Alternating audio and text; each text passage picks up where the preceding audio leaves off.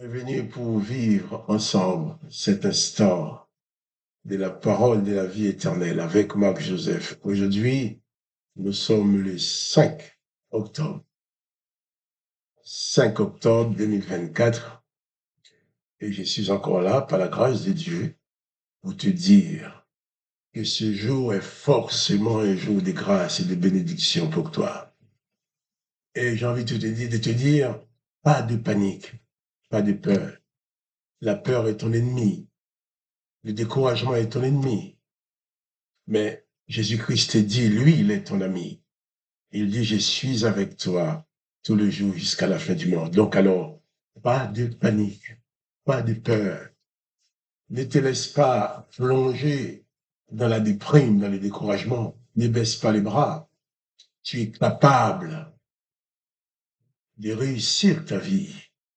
Tu es capable de t'en sortir parce que la présence de Jésus-Christ est en toi. Car vous savez, tu sais, on peut être très faible physiquement, mais être fort spirituellement. De même, on peut paraître fort physiquement et très faible spirituellement. Bien sûr, je suis pas là pour te dire comment prendre soin de ton corps. Je pense que tu sais comment faire. On mange, on boit, on fait quelques exercices, on essaye de se maintenir en forme. Mais je suis là pour te dire que ce corps que tu entretiens si bien n'est pas vraiment toi. Ta vraie personne est invisible. J'aime bien dire aux gens, je ne suis pas mon corps.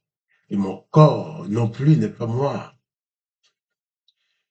Le moi, le vrai moi, il est invisible. Tu es d'abord un esprit, je suis d'abord un esprit qui se manifeste dans ce corps que nous avons aujourd'hui, que bientôt, tôt ou tard, que nous allons quitter. Jésus-Christ vient et nous dit, lui qui a vécu aussi dans un corps et qui a beaucoup souffert dans ce corps-là. Ensuite, après les souffrances, il en est mort. Et la puissance de Dieu le Père l'a ressuscité. Il est revenu à la vie. Et il est monté au ciel. Et il te dit, maintenant je ne suis plus avec toi physiquement, mais spirituellement, dans ton esprit, dans ton âme. Je suis avec toi tous les jours jusqu'à la fin du monde. Pour pouvoir s'en sortir de cette vie, il faut réaliser que tu n'es pas seulement un corps. Ta vraie personnalité n'est pas physique. Ta vraie personne n'est pas physique. Il faut prendre soin de ta personne invisible. Ainsi, tu vas pouvoir surmonter toutes les difficultés de cette vie physique.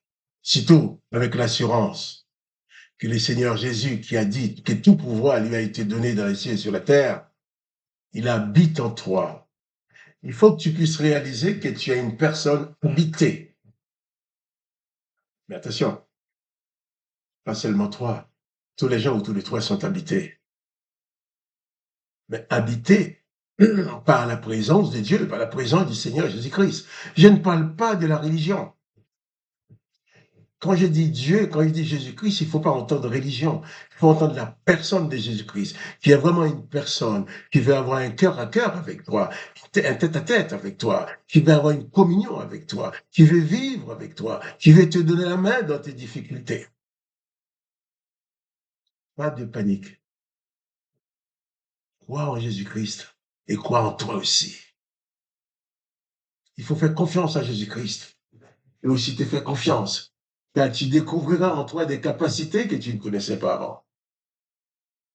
Réalise que chaque jour qui s'élève pour toi est d'abord un jour de grâce et de bénédiction. Quand tu te lèves le matin, il ne faut pas penser à tous les problèmes que tu vas rencontrer, tous les soucis que tu as. Moi, quand je me lève le matin, la première chose, je dis, merci Seigneur Jésus pour ce jour de grâce. Il faut déjà dans ta tête, dans ton cœur, tu t'installes là, dans cette grâce, tu t'installes dans la bénédiction, tu t'installes dans cette réussite que Jésus-Christ apporte dans ta vie. Jésus-Christ dit, je suis avec toi tous les jours jusqu'à la fin du monde, m'appuyant fermement sur cette parole du Maître. J'ose te dire, eh bien, pas de panique ou plus de panique.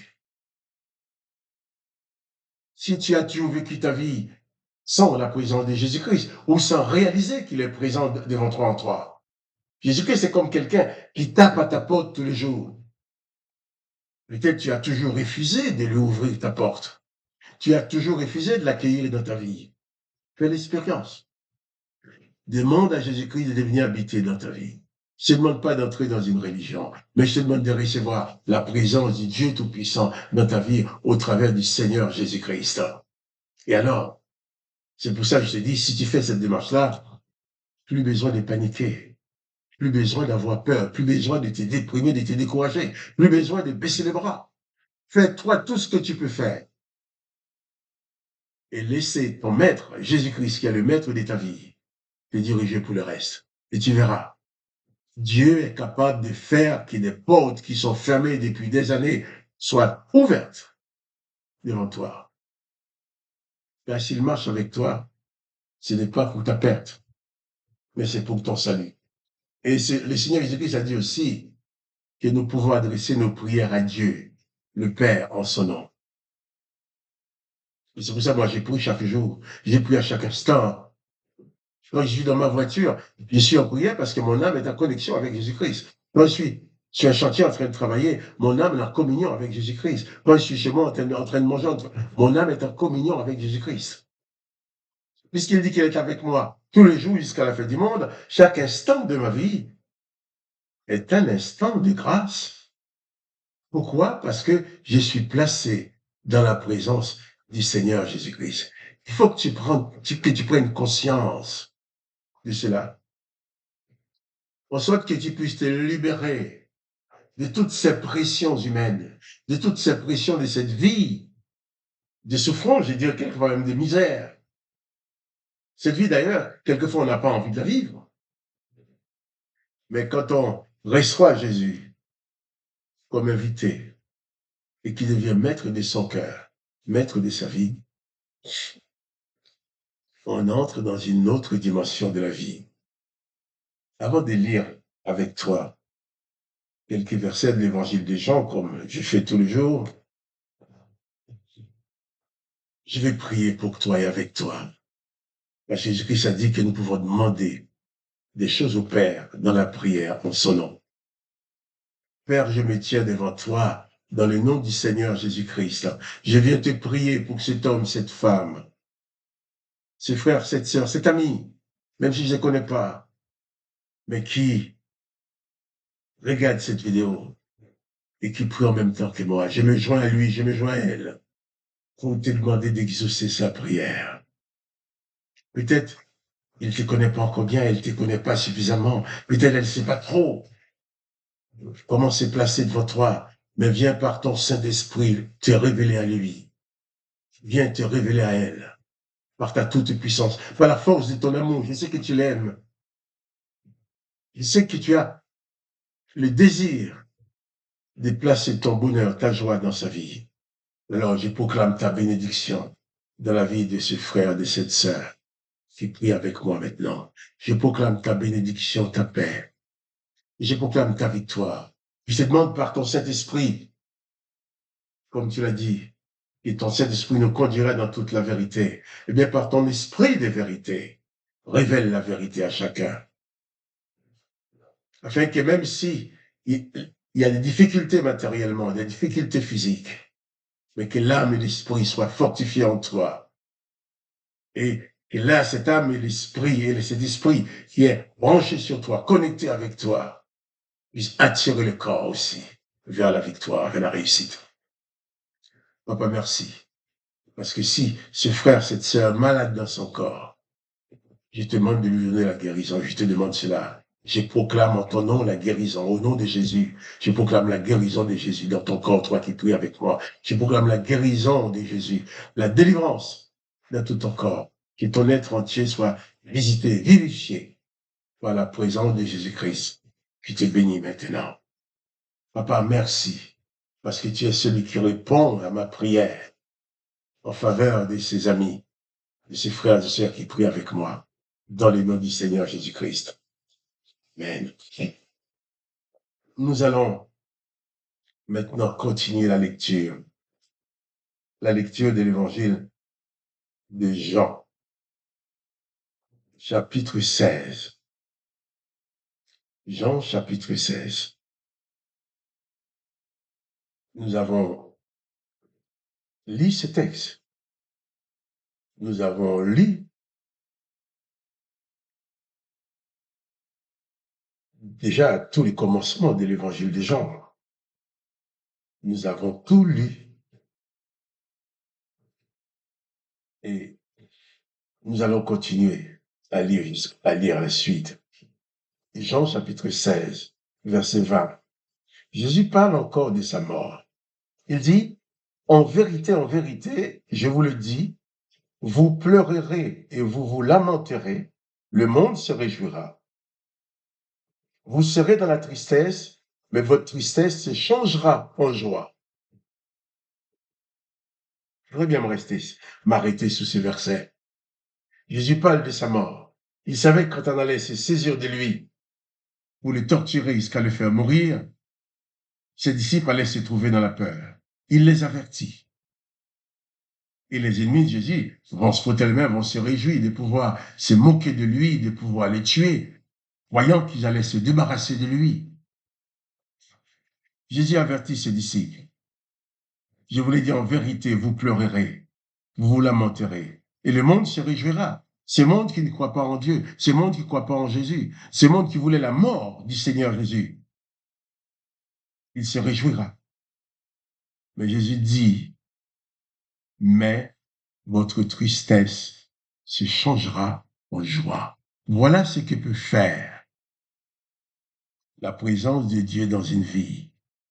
Que la tristesse se change en joie. Jésus va prendre l'exemple au verset 21. La femme, lorsqu'elle éprouve de la tristesse, parce que son heure est venue, mais lorsqu'elle a donné le jour à l'enfant, elle ne se souvient plus de la souffrance à cause de la joie qu'elle a de ce qu'un homme est né dans le monde. Jésus prend l'exemple de la femme qui met au monde, la femme qui enfante. Au moment de la souffrance, elle appréhende naturellement. Et au moment de la douleur de l'enfantement, c'est dur pour elle. Mais après, quelle joie de voir son enfant. Jésus donne cet exemple à ses disciples et à toi aussi. Peut-être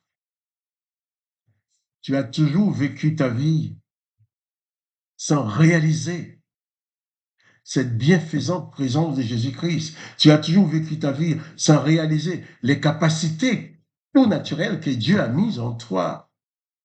Peut-être on t'a souvent dit que tu étais, moi quand j'étais petit à l'école, j'étais l'un parmi les enfants les plus pauvres de l'école. Il y a les autres qui rigolaient, qui riaient de moi parce que mes vêtements, on n'avait pas des uniformes, même s'il y avait des uniformes, mais les tissus de mes vêtements, ils n'étaient pas comme les leurs. Leurs chaussures n'étaient pas comme mes vieilles chaussures de pauvres. Oui, on s'est beaucoup moqué de moi. Mais une chose, je me disais, vous vous moquez de moi, d'accord, mais je vais être meilleur en classe que vous. Je vais être parmi les premiers à réussir. Vous voulez pas vous amuser avec moi parce que je n'ai pas de votre rang. C'est pas grave. Mais moi, je crois en moi. Je sais que je suis capable de m'en sortir. Je suis là pour étudier. Je vais avoir des meilleures notes que vous. Mais continuez à vous moquer de moi. Et ma joie, mon bonheur était toujours dans cette école. Tous les 3 mois, on donnait des bulletins de classe aux élèves, mais en public devant tout le monde. On commençait par les derniers pour arriver aux premiers. Et je regardais tous ceux qui se moquaient de moi, qui avaient des moyennes nettement en dessous de la normale. Mais quand j'entends prononcer mon nom disant « Oh, c'est le premier de la classe, c'est le deuxième de la classe », prenez-le comme modèle. Alors je me tenais sur mes petites jambes avec mes vieux vêtements. Mais ce que les gens pensent de toi n'a aucune importance. L'important, c'est ce que toi, tu penses de toi-même.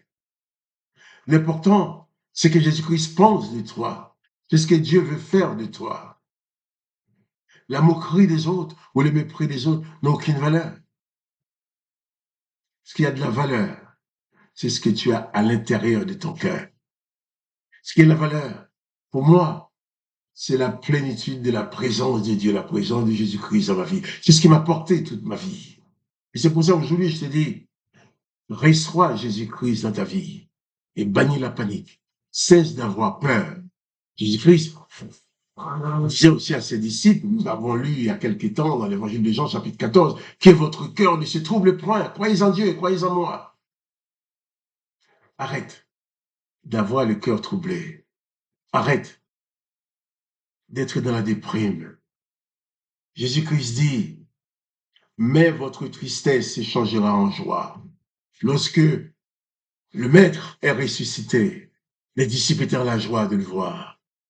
Peut-être Jésus-Christ était pour toi comme mort, comme enseveli. Tu ne t'occupais pas de lui, tu ne pensais pas à lui, tu ne réalisais pas qu'il était là pour toi.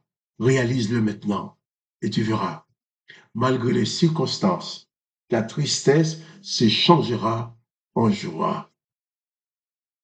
Et je prie maintenant pour toi, que par la puissance de Dieu, que la foi naisse en toi maintenant. La foi en Dieu, mais la foi en ta personne. Car pour que tu crois en Dieu, il faut que tu existes, il faut que tu saches que tu existes. La foi en ta personne, la foi en Dieu qui est en toi. Il faut croire en Dieu, mais il faut croire aussi en toi. Parce que Dieu va agir avec toi. Dans ta vie, Dieu ne peut rien faire sans toi. Jésus disait à ses disciples, sans moi, vous ne pouvez rien faire.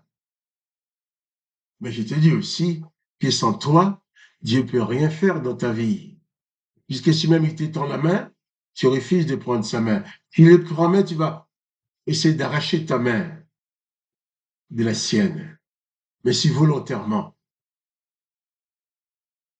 tu oublies les horreurs des religions ou d'autres choses pour s'attacher à la personne même de Jésus-Christ, qui te dit, je suis avec toi tous les jours jusqu'à la fin du monde. Là, tu peux bannir la panique, bannir la peur de ton cœur. Tu peux bannir la déprime. Parce que la puissance de l'Esprit de Dieu te donnera toujours suffisamment de force, de courage et des idées pour avancer et gagner. Si Jésus-Christ est dans ta vie, tu ne seras jamais un perdant. Parce que Jésus-Christ, même sur la croix, il n'a pas perdu la bataille. Sur la croix, en mourant, il a accompli sa mission en accordant le pardon au monde entier. En disant, Père, pardonne-leur. Là, ils ne savent ce qu'ils font. Alors, je reviendrai encore sur ces versets avec toi demain. Là, il y a beaucoup de choses à apprendre à dire dedans. Nous devons sortir nos âmes de toute forme de tristesse, de découragement, de panique. La peur est ton ennemi. Et le monde fera tout pour installer la peur dans ta vie. Les événements seront là. Mais sache que toutes ces puissances démoniaques, diaboliques, qui manipulent le monde pour t'installer dans la peur, tu peux les vaincre si tu as la présence de Jésus-Christ dans ta vie. Alors, crois en Jésus et plus de panique. Que le nom de Dieu le Père soit glorifié. Que le nom de Jésus-Christ soit glorifié. Et que toi aussi, mon frère, ma soeur, que tu sois pleinement béni par la présence de Jésus-Christ qui est en toi. Que tu puisses te réveiller et réaliser non seulement que tu existes, mais le Seigneur Jésus est là dans ta vie. Dieu habite en toi. Donc tu peux avancer avec lui. Que tu sois pleinement béni. Quant à moi, Marc Joseph, je répète encore, pas de panique. Jésus-Christ est avec toi. Tu es capable de t'en sortir. Tu es capable de vaincre les événements avec la présence de Dieu en toi. Si tu aimes cette vidéo, je te propose de la partager avec tes amis. Et je te dis à demain pour les paroles de la vie éternelle.